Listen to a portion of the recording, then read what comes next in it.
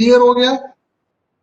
T से train, V से vehicle, U से यूनिट। तो जितनी एक दिन के अंतर्गत में number of train passes on that level crossing, and V is the number of road vehicle pass. तो टी मल्टीप्लाई बाई यू, इससे टीबीयू यूनिट बनता है। और दैट शुड बी, अगर मान लो 50,000 है उस लेवल क्रॉसिंग का, उससे ज्यादा है 50,000 से, तो उसको स्पेशल क्लास में ट्रीट करते हैं। अगर 50,000 से 30,000 के बीच में है, या लाइन कैपेसिटी सिंगल लाइन की 80% से ज्यादा है, और रोड व्हीकल्स 1,000 से ज्यादा है, तो वो ए क्लास में आ जाती है level crossing.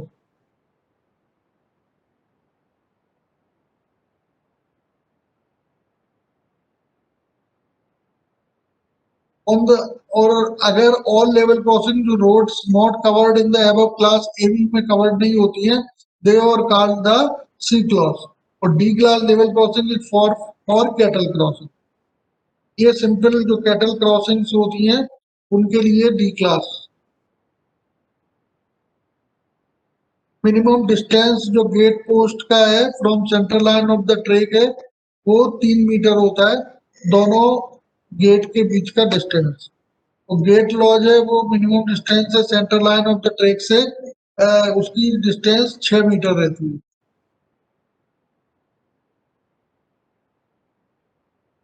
Width of the level crossing, width of the level crossing class 1 road के लिए 9 मीटर, और x plus 2.5 whichever is more. x is the width of the carriageway, carriageway से 2.5 metre और 9 metre whichever is higher. तो class 1 road के लिए होता है। क्लास 2 रोड के लिए x प्लस 2 मीटर और 7.5 meter whichever is higher, that is for class 2। ये width of the level crossing gate रहता है। क्लास 3 के लिए 5 मीटर है, और x plus 1.25 whichever is more. और क्लास 4 रोड्स के लिए not less than 2 metre. Class 4 road is for, ये आपके क्लास 4 रोड हो गए कैटल रोड्स एंड फुटपाथ।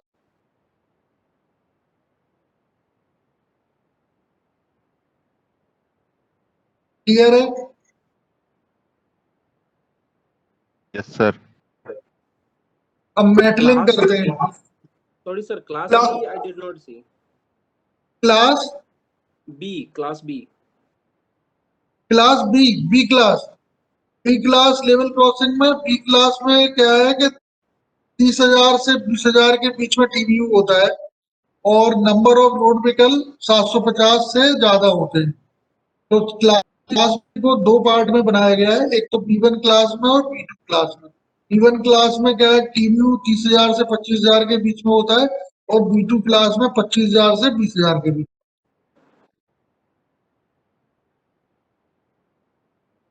ठीक है? Yes sir.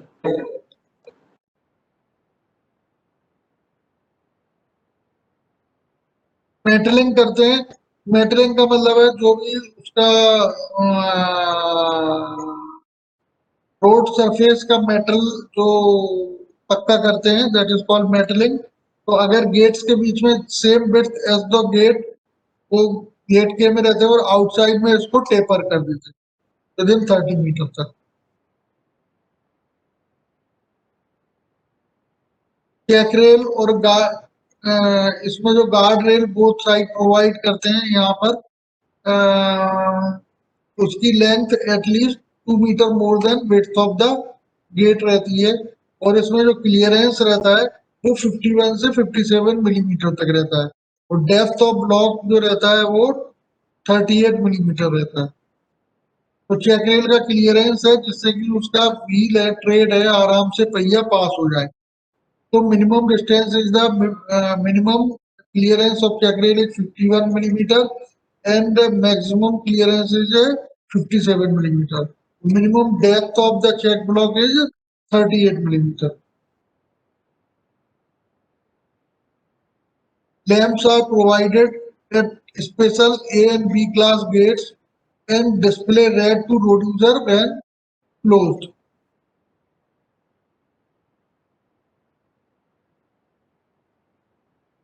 ये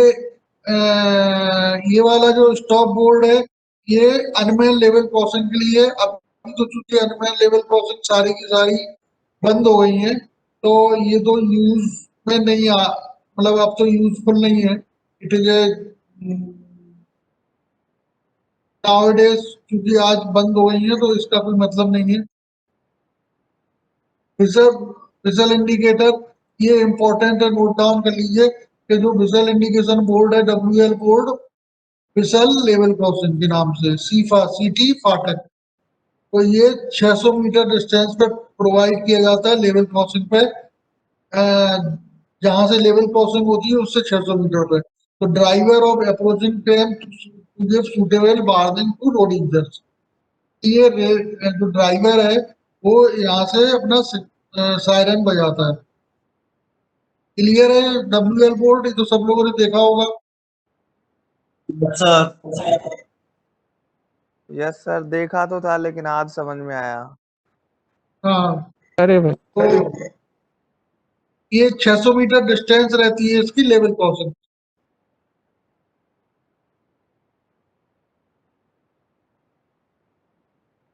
ग्रेडियंट है, ये तो ग्रेडियंट है, जनरल है कि लेवल 15 मीटर तक क्लास 1 रोड के लिए रखना है, लेवल 8 मीटर तक लेवल क्लास 2 के लिए रखना है, और 8 मीटर तक क्लास 3 रोड के लिए रखना है, और 115 का ग्रेडियंट क्लास 4 रोड के लिए रखना है।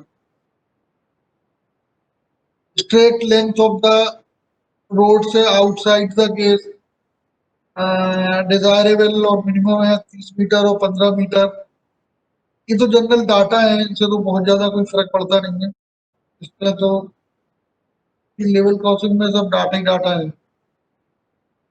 क्लास 2 के लिए वो 22 मीटर है, 9 मीटर है। Sir exam point of view से सर ये डेटा याद रखना है क्या सर? बिल्कुल नहीं रखना, मैं आपको जो इम्पोर्टेंट बता रहा हूँ उसको नोट करने की जरूरत है, ठीक है? Okay sir, thank you. हाँ, इतने डाटा याद कहाँ तक करेंगे और जरूरत भी नहीं है, ठीक है? जो मैं इम्पोर्टेंट बताता हूँ उसको आप नोट कर लीजिए और बाकी जनरल उसमें देखिए।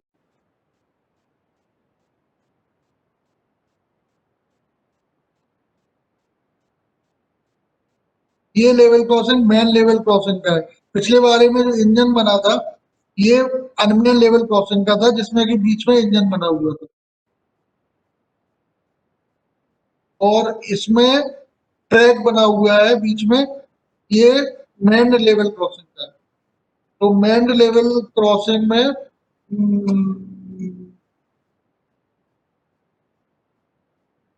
Warning board shall be placed on the road approach level crossing eight above distances. इसमें 120 मीटर पे प्रोवाइड करना है क्लास 1 में, और 60 मीटर से 90 मीटर के बीच में करना है क्लास 2 पे, और 40 मीटर में करना है क्लास 3 रोड पे। इसको प्रोवाइड करना है ताकि क्या व्हीकल को पता चल जाए कि आगे लेवल क्रॉसिंग है तो it will stop. Traffic and engineering gates है। ट्रैफिक गेट जो within outermost signal के बीच में है, और इंजीनियरिंग गेट जो आउटसाइड आउटर मोस्ट सिग्नल के बीच में है।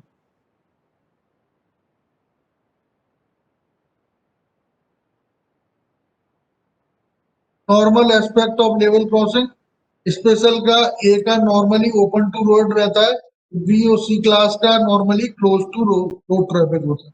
लेकिन ऐसा नहीं है कि बी और सी हमेशा क्लोज टू रोड ट्रैफिक रहेंगी, है ना?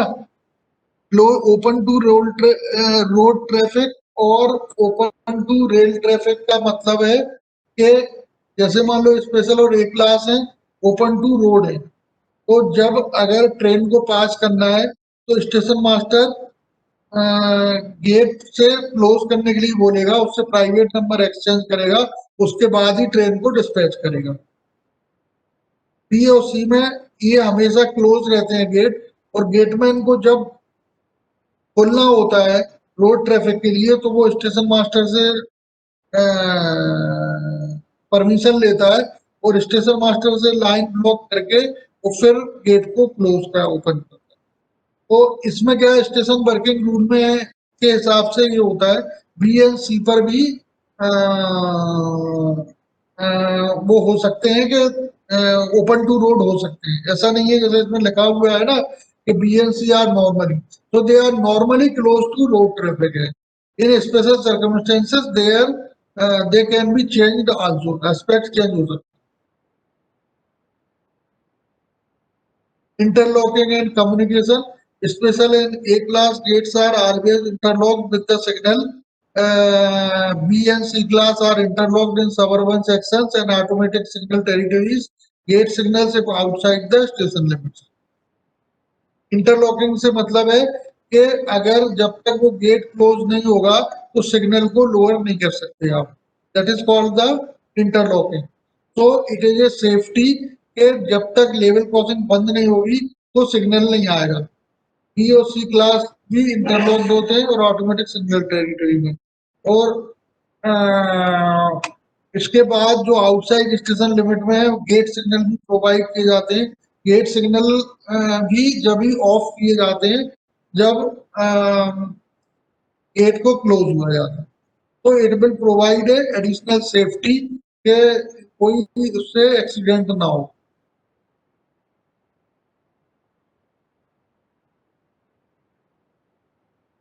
इसमें प्रोटेक्शन ऑफ द गेट है, प्रोटेक्शन ऑफ गेट है, ये इंपॉर्टेंट है, ये अपन ने पहले बताया था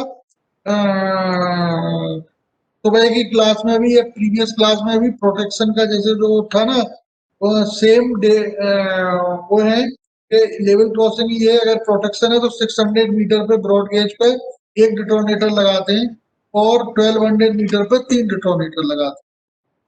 जैसे कि बर्कसाइड वाले पर था ना, आपने देखा होगा ना कि बर्कसाइड पे 600 पे एक डिटोनेटर लगा रहे थे और 1200 पे 3 डिटोनेटर लगा रहे थे। That is the protection of the gate. This is a important thing.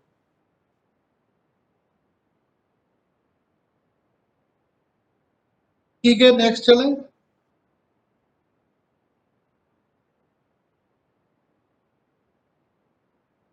Yes, sir.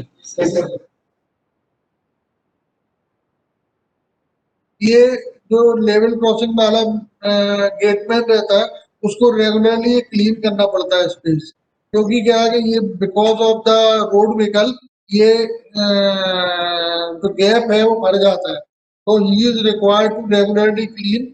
और ये जो चेक रेल का क्लियरेंस है वो 51 से 57 मिलीमीटर रहता है और डेप्थ ऑफ द ब्लॉक है वो 38 रहता है। तो he has to maintain that clearance.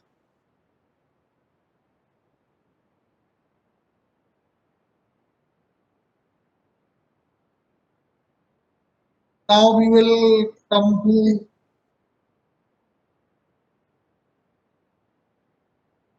point and crossings.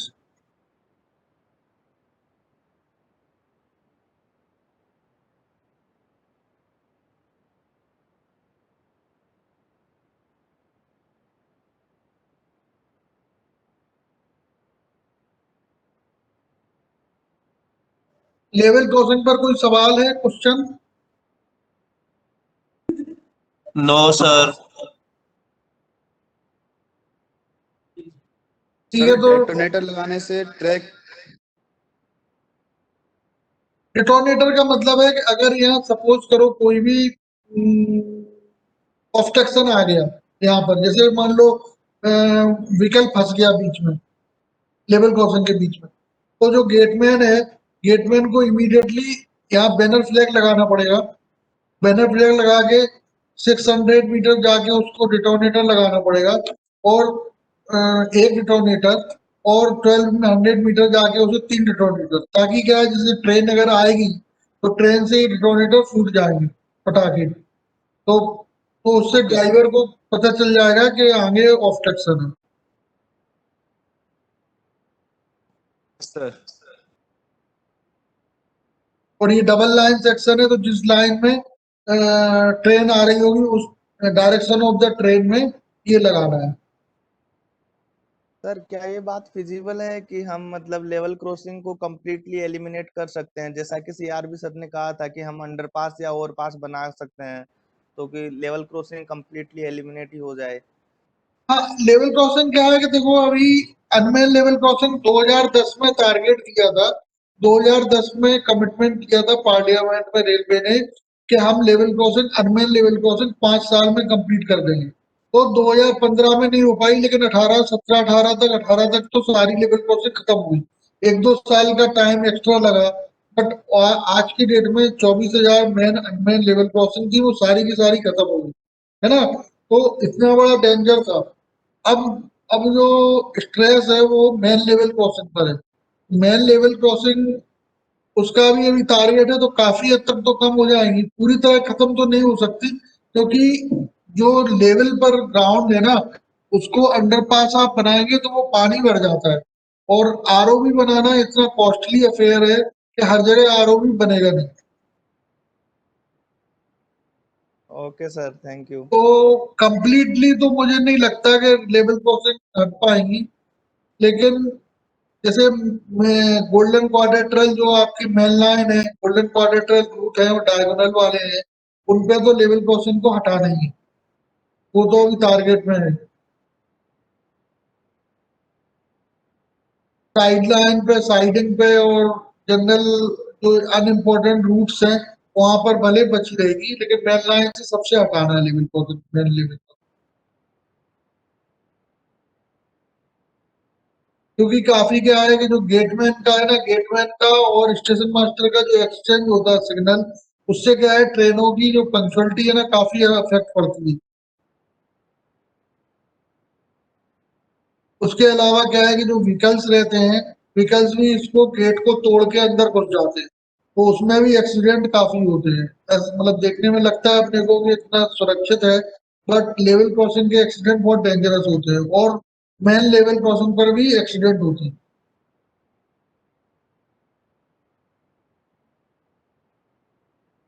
ठीक है।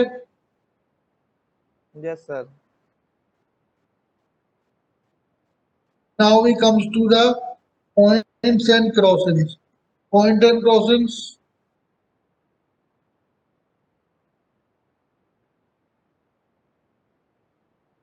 Point and crossing में an arrangement Y means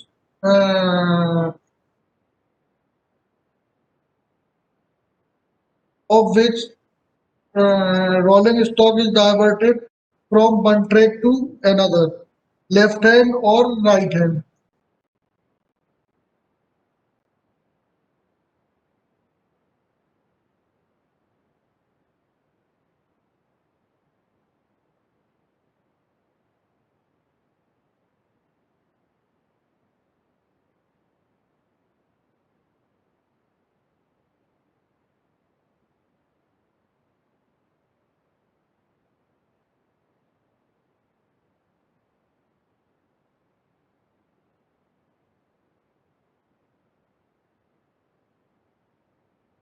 sir slide बंद हो गया sir.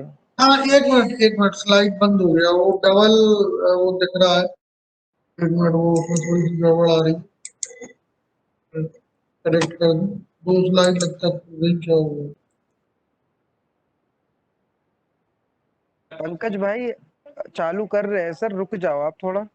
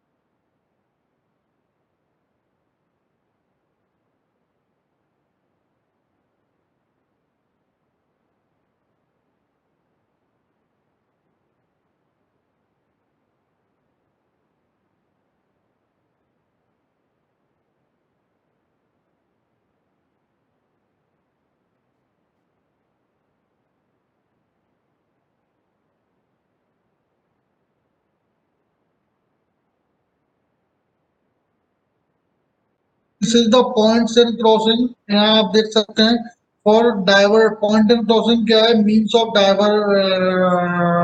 Diversion from one track to another track. एक ट्रैक से दूसरे ट्रैक को जो डाइवर्ट करने का अरेंजमेंट रहता है, that is called the point and crossing. Points को दो तरह के होते हैं turnout, that is called the turn out. Left hand turnout और राइट हैंड टर्न आउट। तो लेफ्ट हैंड और राइट हैंड का मतलब होता है कि जैसे जब आप facing points, this portion is called the points और this portion is called the crossing. तो अगर आप जब यहाँ से पॉइंट पे खड़े हो जाते हैं और अगर उसके बाद में अगर ट्रैक में लेफ्ट की साइड में जाता है तो लेफ्ट हैंड टर्न आउट कहलाता है, और राइट की तरफ जाता है तो राइट हैंड टर्न आउट कहलाता है। तो ये जो पहला वाला है, इनिशियल पहला वाला, ये अगर यहाँ से अपन खड़े होंगे अप्रोच से पॉइंट तरफ से, तो ये राइट में जा रहा है, राइट में जा रहा है ना पहला वाला। Yes sir. तो it is called the right hand turnout. और ये जो दूसरा वाला टर्न आउट है वो लेफ्ट में जा रहा है, तो ये दूसरा टर्न आउट है, ये लेफ्ट हैंड टर्न आउट कहलाता है।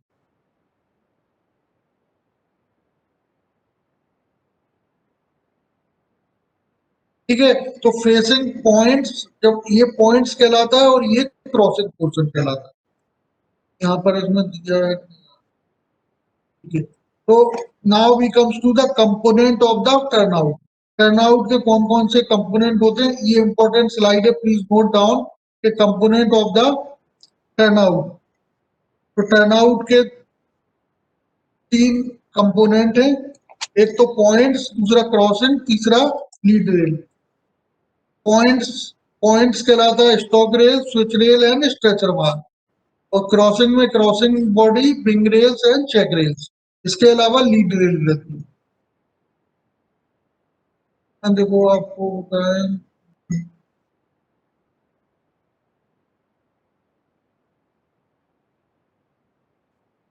सर टंग रेल को ही स्विच रेल बोल। हाँ टंग रेल, ये वाली जो रेल है, जो पहली अंदर वाली रेल है, ये टंग रेल कहलाती है, दोनों स्विच रेल कहलाती है।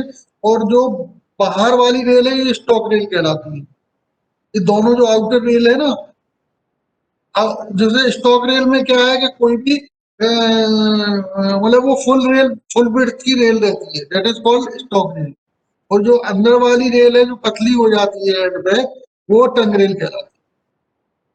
और जो टंग रेल है वो ये स्ट्रेचर बार से लेफ्ट और राइट में मूव होती है पॉइंट मशीन के थ्रू।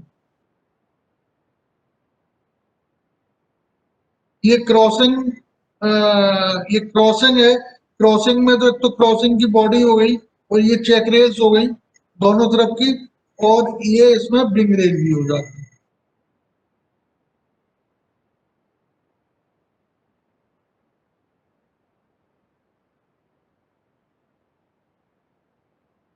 तो lead rail, sir lead rail किसको बोलते हैं? और लीड रेल क्या रहती है कि ये जैसे मान लो ये इतना स्टॉक रेल के बाद में जो पोर्शन रहता है ना, ये लीड रेल कहलाती है। ये वाली लीड रेल, यहाँ से यहाँ तक, यहाँ से यहाँ तक। ये टंग रेल वाला पोर्शन तो ये हुआ तो टेपर्ड में हो गया, ये मूव होता है। टंग रेल वाला पोर्शन यहाँ से यहाँ मूव होता है, और ये स्टॉक रेल हो गई। और इसके अलावा ये वाली जो है ना, एक दो तीन चार, ये वाला पोर्शन, ये लीड रेल कहलाता है।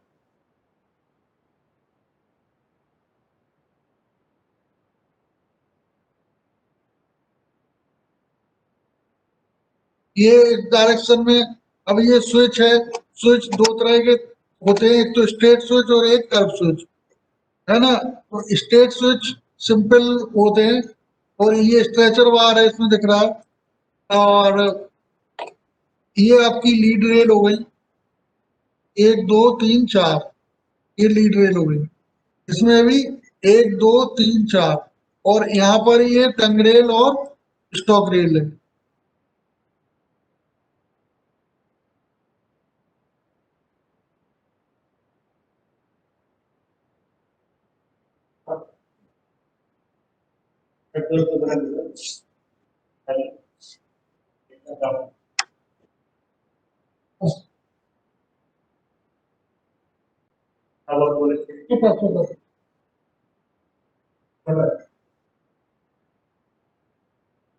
वो बोल दिया उसको सवेरे करवा। हाँ तो पहले हो जाएगा वो 8 बजे की।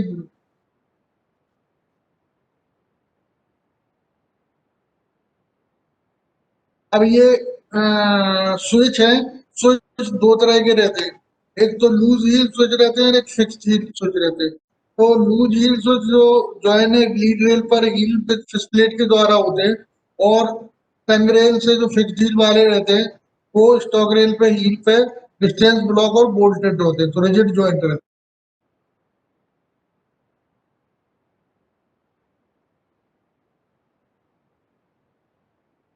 तो चेक रेल का क्लियरेंस है ये जो crossing, this is the crossing assembly. Crossing assembly के अपोजिट साइड में जो रेल लगी रहती है दोनों तरफ, that is called the check rail. जैसे उसमें चेक रेल आपने देखा होगा, लेवल क्रॉसिंग में चेक रेल रहती थी, इसमें पॉइंट एंड क्रॉसिंग में भी अपोजिट साइड में चेक रेल रहती है। उसका क्लियरेंस ब्रॉड गेज पे 44 से 48 mm के बीच में रहता है, और इसका मेन फंक्शन होता है कि ये जो चेक रेल जब ये क्रॉसिंग के थ्रू जा रही है ट्रेन, तो ये टू रूट ना हो जाए, गलत रूट पर ना चली जाए, तो व्हील को गाइड करने के काम आती है। तो this function is check rail is very very important to prevent the to route. Accident होने से, यहाँ पर डिरेलमेंट होने से बचाती है चेक रेल। ठीक है, क्लियर है? Yes sir. अब क्रॉसिंग है, पहले पुराने समय में सारी बिल्टअप क्रॉसिंग होती थी, अभी तो सीएमएस क्रॉसिंग आ रही है। तो बिल्टअप जो क्रॉसिंग होती थी वो चीप होती थी लेकिन रिजिड नहीं होती थी, और ये लूज हो जाती थी, बोल्टेड रहती थी ना, तो बियर एंड टीयर ज्यादा होता था। They are the built up crossing.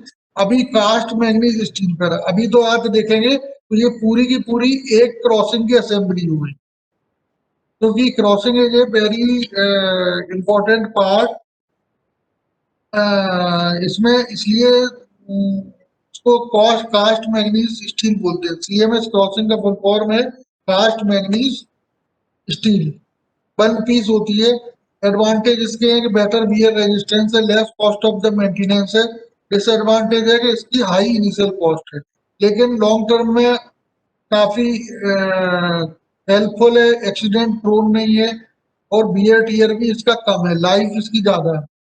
तो ओनली डिसएडवांटेज इज दैट कि it has a high initial cost. तो आज की डेट में सारी मेन लाइन पे अधिकतर मेन लाइन पे सीएमएस क्रॉसिंग ही डाल के रखी है। जो डिजाइन है उसको डेजिग्नेट करते हैं वन इन एन। जैसे 1 in 12 बोलते हैं, 1 in 8.5, 1 in 16 और 1 in 20। वन इन जैसे इसका 1 in 12 का मतलब है कि 12 मीटर में 1 metre. It is a cotangent. Cot, जो कॉट का कोटेंजेंट ऑफ द एंगल है, that is called crossing angle. Crossing angle को इसको कोटेंजेंट से डिसाइड करते हैं। तो जैसे जैसे फ्लैटर एंगल होता है उसी तरह लार्ज वैल्यू होती जाती है। तो 1 in 12 और 1 in 20 और 1 in 16 is the high speed के लिए अपन यूज करते हैं मेनली, 1 in 16 का और 1 in 20 का। अभी मैक्सिमम क्रॉसिंग 1 in 12 पे और 1 in 8.5 पर है। 1 in 16 and 1 in 20 is on high speed.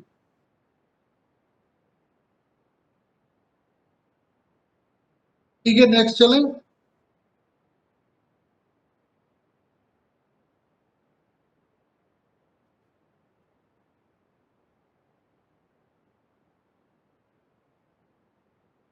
Yes, sir, go ahead.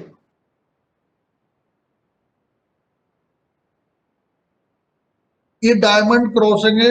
Diamond crossing में अगर एक ट्रैक दूसरे ट्रैक को किसी भी एंगल से क्रॉस करता है तो that is called the diamond trace. इसमें क्या है कि दो एक्यूट क्रॉसिंग हो गई, बीच में दो ऑब्ट्यूज क्रॉसिंग हो गई। तो ये चेक रेल है, ये पॉइंट रेल है, ये बिंग रेल है, और ये दोनों विंग रेल प्रोवाइड की है। इसमें डायमंड क्रॉसिंग में क्या है कि बीच का जो पोर्शन होता है, यहाँ train is completely on air, there is no support. आप ये देखेंगे कि यहाँ पर कुछ पोर्शन कुछ समय के लिए ट्रेन ना कंप्लीटली इन एयर होती है।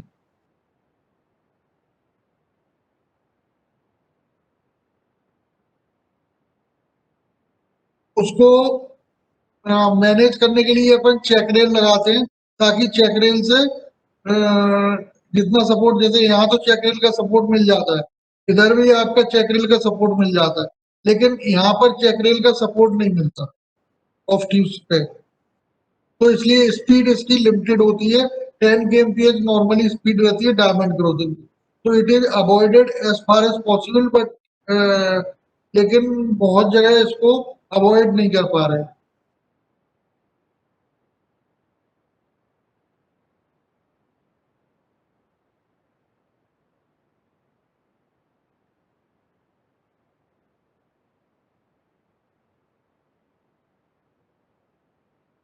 2 मिनट का ब्रेक कर रहे हैं, 2 मिनट बाद स्टार्ट करते हैं ना, फिर कंटिन्यू करते हैं। 2 मिनट का Okay, yes sir, sir. okay sir.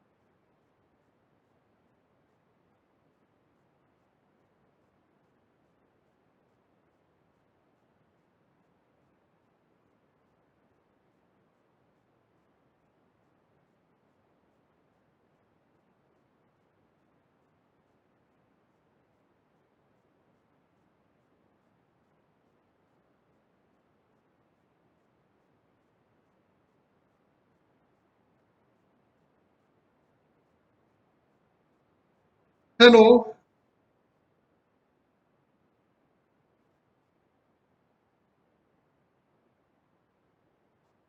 Yes sir.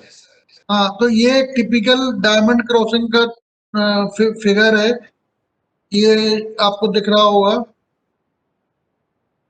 ये डायमंड का फिगर है, डायमंड क्रॉसिंग का। तो आप ये देख सकते हैं कि अगर मान लो जो बिजी यार्ड है, उनमें जो अंदर की लाइनें हैं, मेन लाइन को छोड़ दें, तो इट वाज अनअवॉइडेबल कि आपको डायमंड बनाना ही पड़ता है।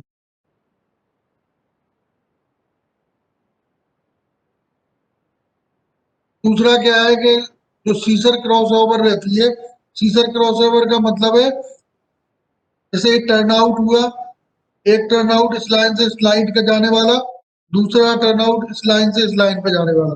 तो ये जो बीच में है ना, बीच में यहाँ पर एक डायमंड बनता है, it's called the diamond. It is A unavoidable. अगर आप सीजर क्रॉसओवर को बनाना चाहते हैं तो आपको एक डायमंड आएगा।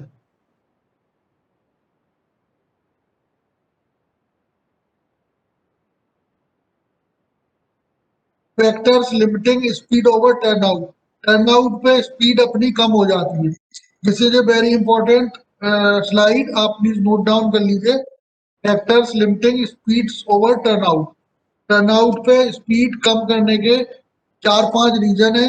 एक तो टर्नआउट पर sudden change in the direction of the running edge and entry of the switch from straight track, straight की जगह सडन चेंज होता है डायरेक्शन ऑफ रनिंग एज का, इसलिए इसकी स्पीड कम हो जाती है। दूसरा variation in cross level, switch rail का जो वेरिएशन, जो rising of the switch rail है उसके वेरिएशन होता है उसमें क्रॉस लेवल का।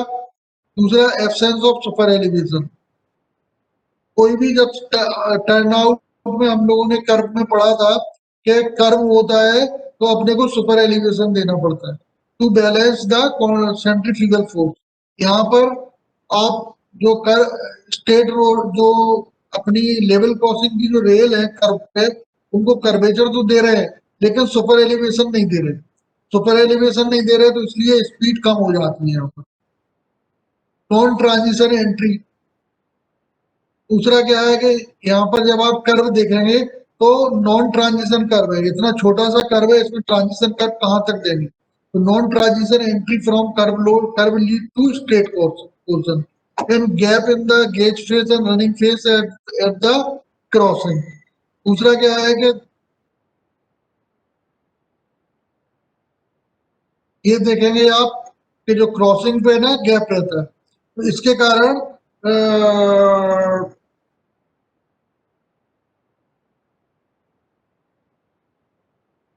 स्पीड कम हो जाती है। These are the factors, important factors जो स्पीड को टर्नआउट पे कंट्रोल करते हैं। ठीक है, आगे चले। Yes, sir. तो this is a complete on point and crossing is complete. Excuse me, sir. हाँ, So can you explain what is running table? Running table, ये गेज फेस और रनिंग टेबल ये ना, जैसे आपका टेबल क्रॉसिंग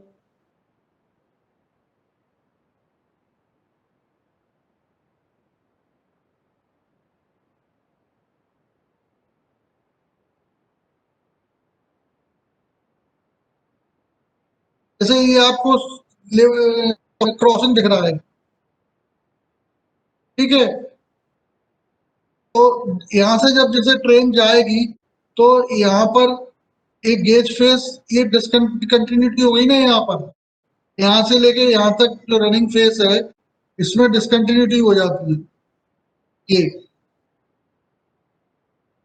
जब तक मूवेबल क्रॉसिंग नहीं है तो इतने तक मतलब ट्रेन आपका पहिया हवा में रहता है हवा में, इस पॉइंट से लेके इस पॉइंट तक। क्योंकि यहाँ पर आपको Yes, sir. अगर इधर से आ रहा है तो भी आपको यहाँ से यहाँ तक इतनी देर के लिए हवा में रहता है, उसको गाइड करने के लिए इस तरफ चेक रेट लगाई जाती है। तो रनिंग फेस जो है ना, ये डिसकंटिन्यूटी रहती है।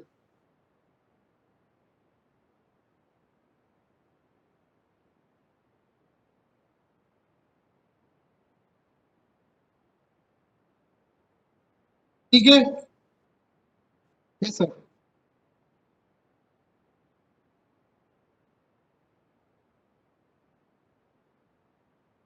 Any other questions?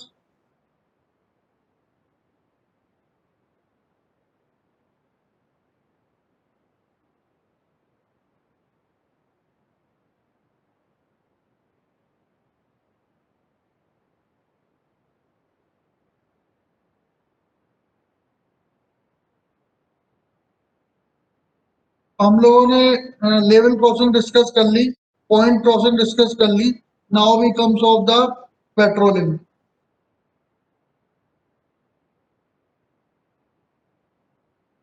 ठीक है, आगे चले फिर। Yes, sir. Yes, sir.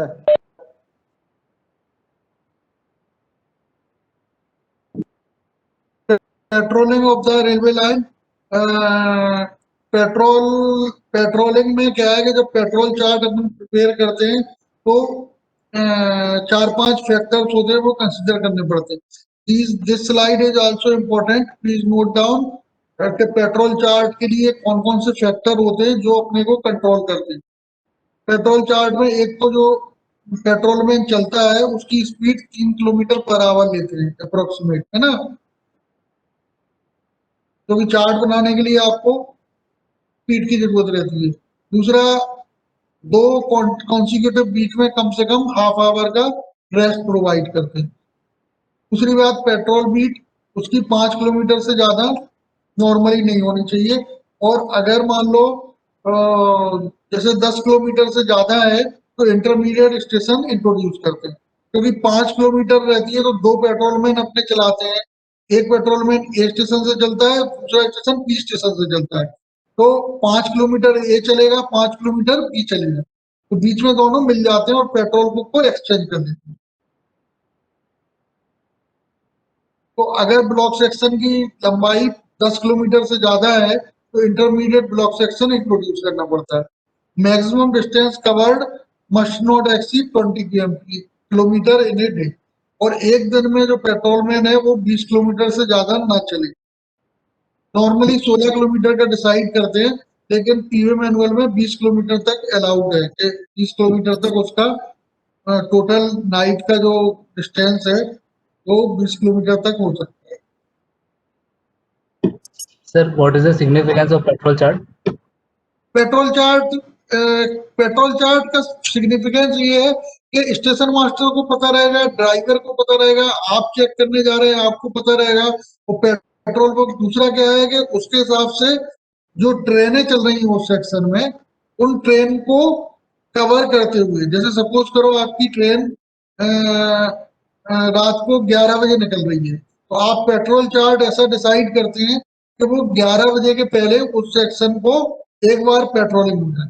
फिर दूसरी ट्रेन सपोज करो इम्पोर्टेंट ट्रेन 2 बजे है, तो उसको कवर करने के लिए 2 बजे कवर हो जाए। तो हम patrol chart as far as possible करते हैं कि मैक्सिमम ट्रेनें उससे कवर हो जाए उसके आधार पर, क्योंकि चार्ट अगर नहीं बनाएंगे आप तो पता नहीं चलेगा ना कि पेट्रोलमैन कब से कब तक जा रहा है। जैसे ये चार्ट, ये ज्यादा विजिबल तो नहीं होगा, ये इस तरह का होता है करीब करीब चार्ट। इसमें चार्ट में जो अपन बनाते हैं वो ये बनाते हैं, जैसे पेट्रोलमैन 1 नंबर पेट्रोलमैन चला तो वो 17 बजे चला है, यहाँ से 17 बजे चला तो ये 1.5 घंटे में शाम को 5 बजे चला 6:30 पर यहाँ पहुंचा। दूसरा पेट्रोलमैन यहाँ से 5 बजे चला तो 6:30 तक यहाँ पर पहुंचा। इन दोनों पेट्रोलमैन ने बुक को एक्सचेंज कर लिया। इसका मतलब क्या है, ये पूरा सेक्शन एक बार में कवर हो गया यहाँ तक 1.5 घंटे में। अब ये फिर पेट्रोलमैन आधा घंटा रुकेगा यहाँ पर, आधा घंटा रुकने के बाद में फिर से वापस ये पेट्रोलमैन दूसरे नंबर की बुक ले लेगा और ये पेट्रोलमैन 1 नंबर की बुक ले लेगा, वो वापस उस स्टेशन पर चला जाएगा। तो इस प्रकार क्या है कि 8 बजे तक दोनों पेट्रोलमैन वापस अपनी अपनी जगह पहुंच जाएंगे। और जो पेट्रोलमैन की बुक थी, पहले नंबर वाली बुक स्टेशन नंबर दूसरे पे पहुंच जाएगी और दूसरे नंबर वाली बुक पहले नंबर पे पहुंच जाएगी। तो इसके अगर ये इतना सारा अगर पेट्रोल चार्ट आप नहीं बनाएंगे तो ये सारा मूवमेंट है वो कैसे पता चलेगा। तो क्योंकि यहाँ पेट्रोलमैन को स्टेशन मास्टर को भी साइन करना है, पीडब्ल्यूआई या जो हायर ऑफिसर इंस्पेक्शन में जाते हैं उनको पता रहेगा कि पेट्रोलमैन कहाँ पर है, अप्रोक्सीमेट कितने बजे चलेगा। So for ease of the movement of the patrolman and as far as possible कि कवरेज हो जाए, जितना सेक्शन का कवरेज हो जाए उसके हिसाब से पेट्रोल चार्ट बनाते हैं।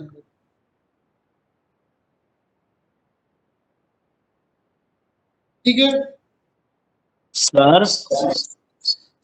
सर एडीएन को कितने टाइम में जाना होता है पेट्रोलिंग के लिए? पेट्रोलिंग के लिए 1 महीने में करना पड़ता है। एडीएन का नॉर्मली शेड्यूल रहता है ना, मानसून में 1 महीने का रहता है। Okay sir.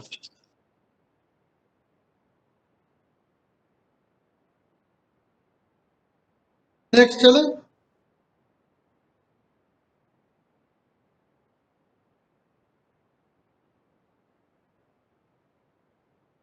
Yes sir. Patrol book होती है तो सीरियल नंबर्ड होती है, supplied to each patrolman, inside pages, date, station, time, arrival, departure, signature of the station master. तो जो स्टेशन मास्टर है वो इनिशियल करता है कितने बजे उसने पेट्रोलमैन को दी है।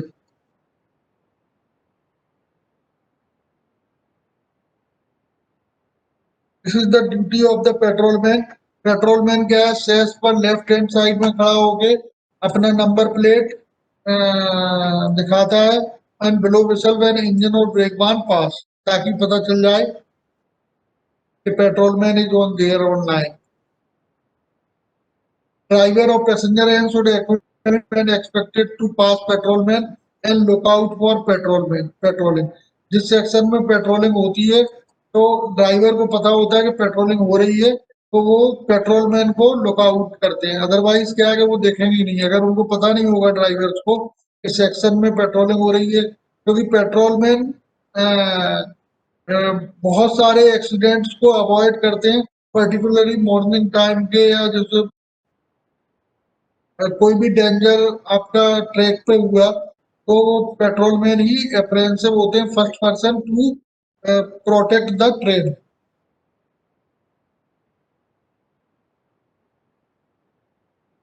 When any danger is apprehended, patrolman क्या करेगा, रेड फ्लैग लगाएगा वन ट्रैक पे, train is not expected, then turn to other side of track on which train is expected first and place detonator, run back and protect the detonator other side direction. तो mainly जो protection करता है वो detonator के द्वारा ही करता है।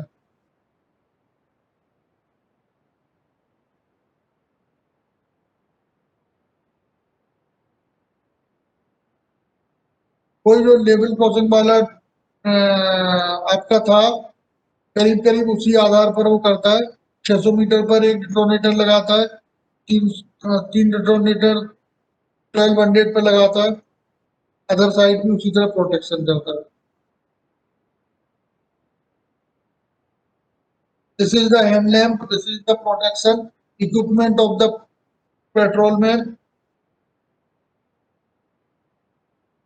ये equipment of patrolman are important, please note down कि कौन कौन से इक्विपमेंट पेट्रोलमैन के पास रहते हैं। पेट्रोलमैन के पास में 1 स्टाफ रहता है, number of plate in 15 centimetre square, 12 detonator रहते हैं, 2 ट्राइकुलर हैंड लैंप रहते हैं, प्रोटेक्टिव क्लॉथिंग है, मैच बॉक्स है, 2 रेड फ्लैग है, ग्रीन फ्लैग है, पेट्रोल बुक है, उसके अलावा 3 सेल की इलेक्ट्रिक टॉर्च है, विसल है, प्लेयर सिग्नल है।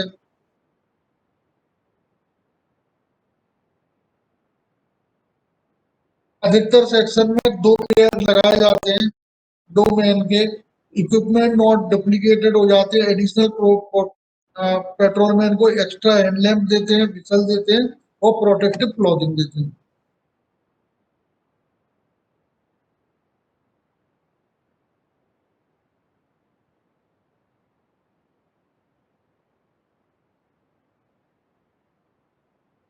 There are different types of the patrolling. This is the important. Please note down which type of the patrolling exists on Indian Railway. It is important slide. इसमें क्या क्या करते हैं कि आपको एक तो कीमैन डेली पेट्रोल करता है, ये 24/7 मतलब all day in year daily morning में कीमैन पेट्रोलिंग करता है। दूसरा gang petrol during abnormal rainfall, अगर जब भी एबनॉर्मल रेनफॉल हुई तो जो गैंगमेट रहता है वो ही विल ऑर्डर कि गैंग उसका पेट्रोल करने लगे। दूसरा night patrolling during the monsoon, सारे मानसून पीरियड में नाइट पेट्रोलिंग होती है, और गर्मी में हॉट वेदर पेट्रोलिंग होती है। सिक्योरिटी पेट्रोलिंग, अगर कोई सिक्योरिटी डिस्टरबेंस है तो सिक्योरिटी पेट्रोलिंग होती है। Watchman at vulnerable locations,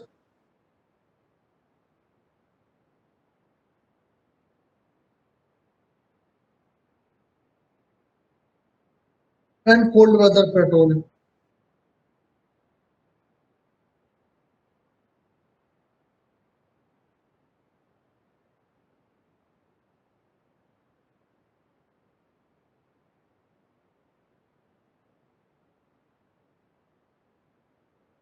sir patrolman की कैलकुलेशन कैसे होती है बीट और फ्रीक्वेंसी के हिसाब से? हैं पेट्रोलमैन की सर कैलकुलेशन कैसे होती है बीट्स और फ्रीक्वेंसी के हिसाब से? बीट्स और फ्रीक्वेंसी,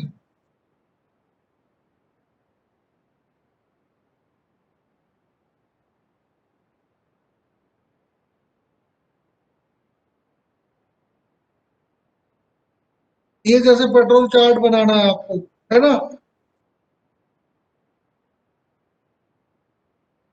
यस सर। ये जैसे पेट्रोल चार्ट बनाना है, तो सपोज करो ये 8 किलोमीटर का सेक्शन है ना? जी सर। तो इसमें क्या है कि जैसे एक 5 किलोमीटर पे चल सकता है एक पेट्रोल मैन, इधर से चल सकता है दूसरा पेट्रोल मैन 5 किलोमीटर। तो एक तो उसकी बीट हो गई, दूसरी उसकी वॉकिंग स्पीड हो गई। वॉकिंग स्पीड एक्चुअली अप्रोक्सीमेटली हम लोग 3 किलोमीटर पर आवर लेते हैं, ठीक है? यस तो सर। तो ये पेट्रोल, अब जैसे नंबर ऑफ ट्रेनें कवर करनी है उसको, जैसे ये ट्रेन इसके बीच में यहाँ से 17 बजे से 19 बजे तक 2 ट्रेनें चल रही हैं। एक तो ये 15 अप और 73 अप, 2 ट्रेनें यहाँ से पास हो रही हैं इस पीरियड के बीच में, इस सेक्शन से। ये सेक्शन 0 to 8.5 का ब्लॉक सेक्शन है। तो इन दोनों ट्रेन को अपन को प्रोटेक्ट करना, मतलब प्रोटेक्ट करना है बाई दिस पेट्रोल में। तो ये पेट्रोल मैन यहाँ से चलेगा और ये 6:30 तक यहाँ पहुंच जाएगा। तो कितनी देर में पहुंचेगा? दूसरा पेट्रोल मैन यहाँ पहुंच जाएगा। तो ये दोनों पहुंच गए, तो इसका मतलब है ये लाइन एक बार पूरी चेक हो गई ना? तो इससे ये कवर हो गया। तो depending upon his walking speed, एक तो बीट, कितनी बीट है उसकी, और speed of the petrol man, और नंबर ऑफ ट्रेनें से जितने से आपको कवर करना है, गैप देना, तो उसके हिसाब से उसकी पेट्रोल मैन नंबर निकलती है। जैसे सर 2 बीट्स हो और डबल फ्रीक्वेंसी हो तो कितने पेट्रोल मैन लगेंगे? क्या 2 बीट्स और 2 डबल फ्रीक्वेंसी हो?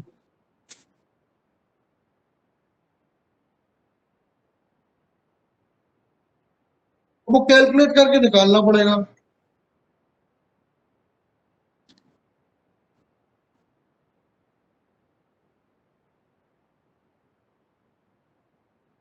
डिटेल कैलकुलेशन उसका करना पड़ेगा।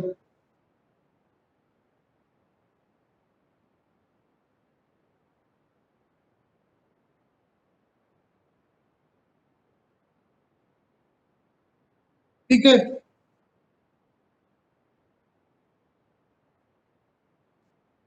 Okay sir.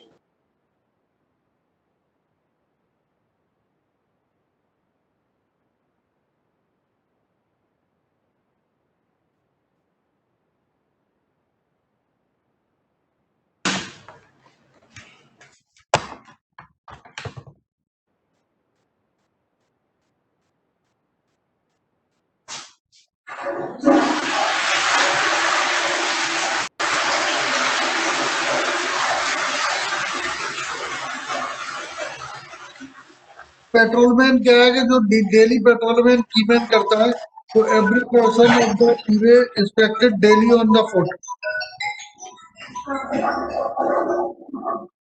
पूरे बोल्ट टाइट करता है, चेक करता है। अगर कोई एबनॉर्मल रेनफॉल हुई तो मेट को पावर दिए हैं कि मेट अपने सेक्शन को, अपनी गैंगमेट को पेट्रोलमैन के लिए ऑर्डर कर देगा।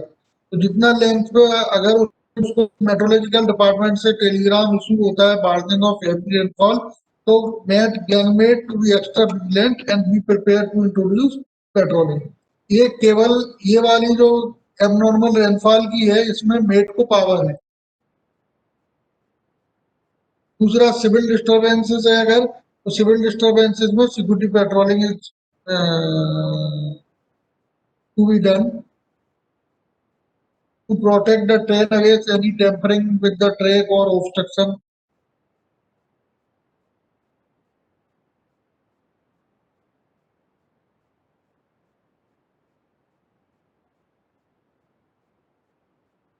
Hot weather patrolling, when rail temperature reaches TD plus 20 or above in LWR long welded rail section, hot weather patrolling start कर देती। Stationary watchman at vulnerable location, यानी अगर जैसे मान लो ब्रिज है, बहुत सारे ब्रिज और हैवी कटिंग्स रहते हैं, तो वहां पर अपन स्टेशनरी वॉचमैन प्रोवाइड करते हैं। so they also be part of the petrol. Although they are not movement में नहीं रहते, but they are also part.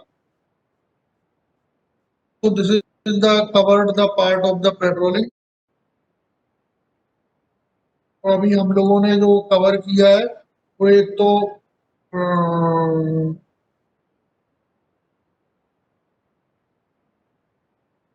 Level crossing cover कर लिया, पॉइंट एंड क्रॉसिंग कवर किया है और पेट्रोलिंग कवर किया है. Any questions?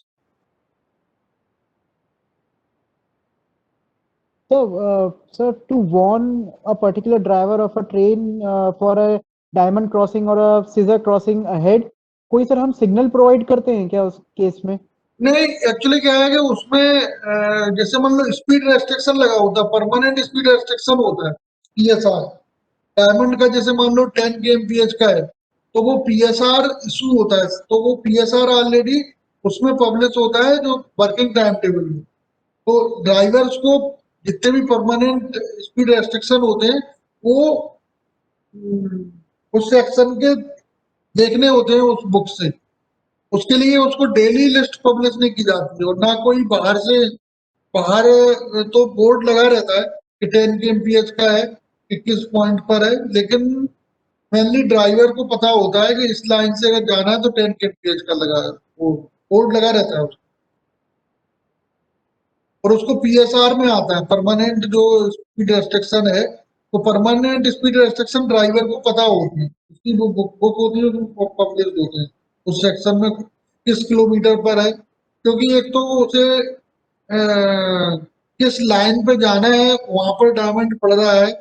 बहुत से में जैसे 90 kmph का लगा है, किसी में 80 का है, कहीं 40 का है, वो ड्राइवर को इन्फॉर्म रहता है. वहां भी बोर्ड रहता है, लाइन लाइन पे भी बोर्ड रहता है.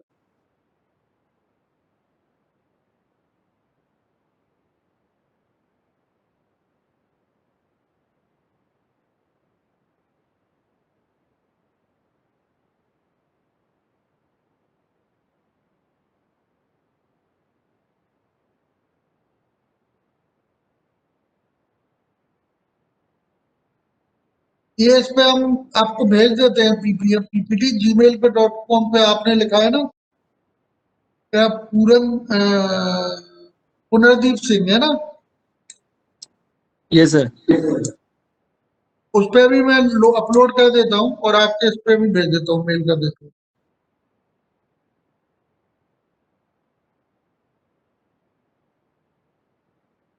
एक मिनट.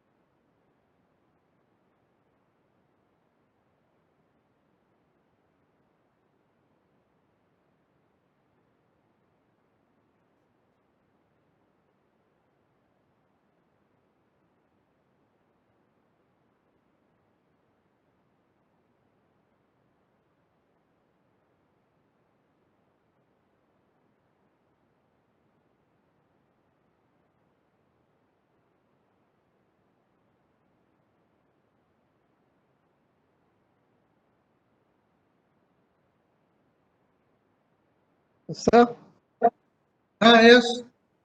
सर आपने वो तो मार्क करवा दिए कि सर कि कौन से पॉइंट्स हमें पढ़ने हैं, but sir what would be the exam pattern, like how many objective questions and how many short notes questions will come? अच्छा अब मैं एक मिनट बताता हूँ, एक मिनट पहले मैं मेल कर दूं जरा ये आपको.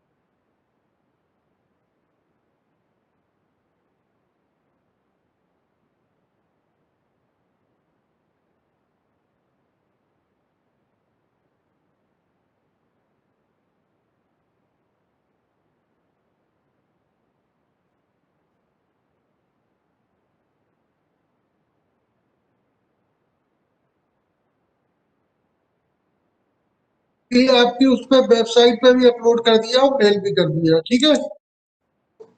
Thank you so much sir. हाँ, अब अच्छा पेपर के बारे में कौन पूछ रहा था?